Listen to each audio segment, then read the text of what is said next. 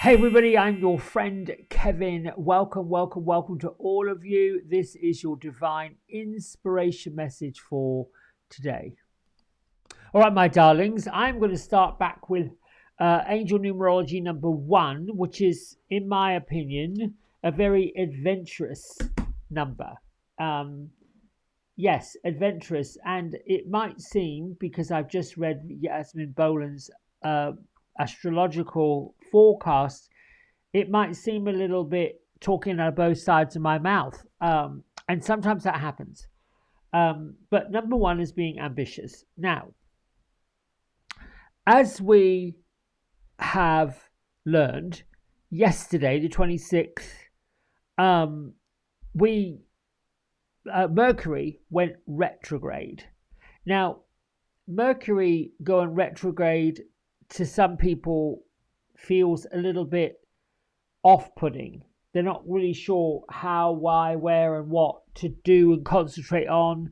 Most folks, I think, my own opinion, wrongfully assume that Mercury retrograde screws up stuff. No, it doesn't.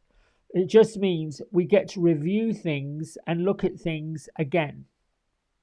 So, not so much a redo, but a revisit, a revolution, if you will.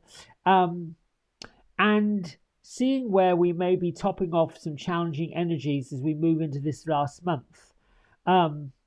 So the retrograde is taking place in the sign of Sagittarius, which is the sign of expansion and philosophy.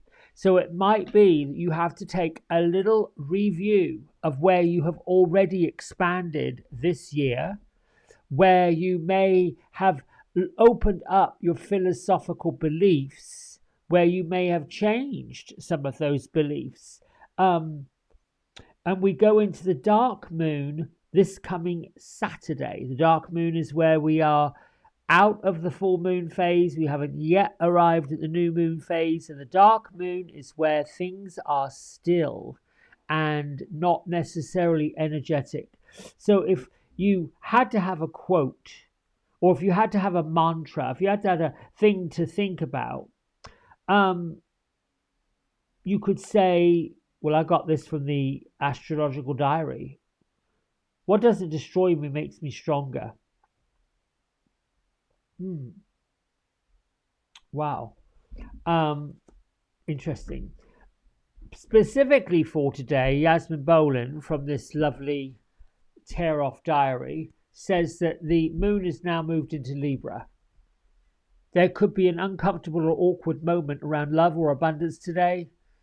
If someone's asking you to put up with too much, maybe it's time to take a firm stand. Sorry. Okay, let's get to my isms. I kind of like that. I sort of like that. Putting down some boundaries, maybe. I would soften that blow by saying, if someone is putting up too much, asking too much of you, more than what you can, particularly if you've got plans already and you've got something that you've got to do, and you're sort of being pushed to reprioritize, today might be a day to say, this is what I have and this is what I can do, but all of this is not something I'm up for. I mean, frame it the way you need to frame it, but sometimes we can find that people put upon us more and we don't stand up for ourselves, and then I'm not quite sure who's at fault. My isms. I am an instrument of love and healing. This I know myself to be. I am the most blessed human on earth. You're not more blessed than anybody else, but you are blessed. I have wonderful work in a wonderful way, and I give wonderful services for wonderful pay. That comes from Florence Scovel Shinn. It's a quote that I got from Miss Yasmin Boland. Let's go to the angel affirmation card I picked from Radley Valentine's brand new spanking deck. I like it. Comes from Archangel Ariel. Call upon me, the Archangel of Manifestation, to bring abundance and prosperity into your life. Here's your affirmations. Abundance flows to me, flows effortlessly into my life. It is natural for me to thrive. And these images, again, you have that open circle.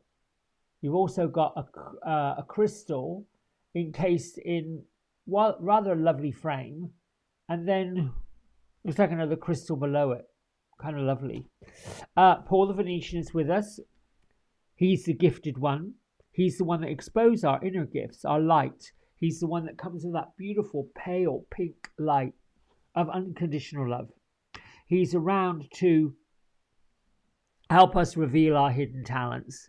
And as I said when we pulled this card on Sunday, you may write something. You might start your holiday greeting card writing. You may come up with a couple of poems that you pop on note cards such as this. You might come up with your own isms and affirmations to pop into your greeting cards. That is exercising and bringing out your inner gifts, your inner love, your inner expression of joy.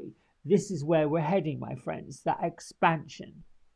And if you're looking at what do I need to review, what do I need to look at, well, it could be, where have I not expanded? Where do I need to expand that I should have done? If you're going to do that, be careful. Be careful, be careful, be careful. The ego, that really awkward choice that keeps us safe, that doesn't want us to grow, doesn't want us to have any kind of lovely experiences, can creep in, particularly if we are glass half empty. If we're trying to work on more positive affirmations and we're stuck on the negative energy, we've got to be careful when we say, I didn't expand here and I should have done. The beating ourselves up does nothing. It does nothing. It just does nothing. I think it lives in that same bucket as procrastination. All right, we have the Miriam twin angels here to bring light, to bring joy, to ask us to wipe our tears, to continue on, to cut the cords on grief. I know that's hard to do sometimes, hard to tell someone who's in deep grieving, pull yourself together. That's really difficult to do. Let's get to our card of the day. Gertrude and Beatrice are sort of like being very frivolous today. I saw Gertrude sort of flying and enjoying, and I saw Beatrice writing. She was, just sort of getting busy with her thoughts and journaling. They're back in the woods in the forest again, and they've stopped for a minute to come visit. Okay, so sitting. All right. There's our cards too, turned over. Thank you. And see how this happens. I get a vision of where they are, what they're doing, and then they realize, oh, I've got to pull a card and give some inspiration. Whoosh, there it is. I do like this deck. I like this deck for the earthiness of it and for the shamanistic. Well, of course, we've got the shaman here, and we have the hermit. Now, we talked yesterday about having the hermit, or the energy of the hermit, and no accident that we're Mercury retrograde and we're being asked to retreat and recharge. And the shaman obviously reminds us to go to a higher existence. I'm being guided very much so that if you are finding yourself in some feeling or energy that seems fractious or frenzied, we can all anticipate the holiday season. It starts with the things we've got to do and the list of who we've got to thank and the plans of who we've got to arrange plans for. That can become a little off-putting or overwhelming. I would say that on those days where there could be a possibility that you might be overdoing it, putting a little bit too much on yourself, like you're going to the shops and you are blindly, you know, thinking of things to get people, or whatever that looks like for you. Be careful. Um, don't do too much. Go inward. The hermit's message is to retreat and recharge. You know, we're still about 30 days, 4 weeks away from Christmas if you celebrate it. Certainly 4 weeks away from the end of December and the end of this year. So take time to recuperate so that you can continue with your growth, benefit from the information that will come directly from inside your heart. Um, the Hermit sort of reminds us that you're being guided to take a bit of a step back. Maybe you're trying a new job, a new career, or getting some plans together for opening a new career for 2025. Maybe you're working on bringing something together. Um, if you engage in some over involvement, this could impede the process. So retreat a little bit, breathe a little bit, read a little bit, get creative a little bit. Do something that doesn't involve a mental taxing. Mental thoughts, the taxing of stuff, create feelings of not being able to do this, that, the other thing, blah, blah, blah, blah, blah. It's a little too much. Now, the shaman, if I join these two together, imagine you're in the presence of your higher self, your higher guides, your druid friends. This man is meditating. I can imagine if he was sitting there, it'd be one of those kind of tribal type people. And the shaman, the wise one, if I was thinking about him, what would he be doing? Likely smoking a peace pipe. I don't know, sitting around a fire, just bringing that sense of wisdom, that sense of philosophy. He too is saying, trust your angels and guides and your ancestors. You've been given the powers inside. And if you've been given the power away, this is the time to claim it. This is the time to get it back.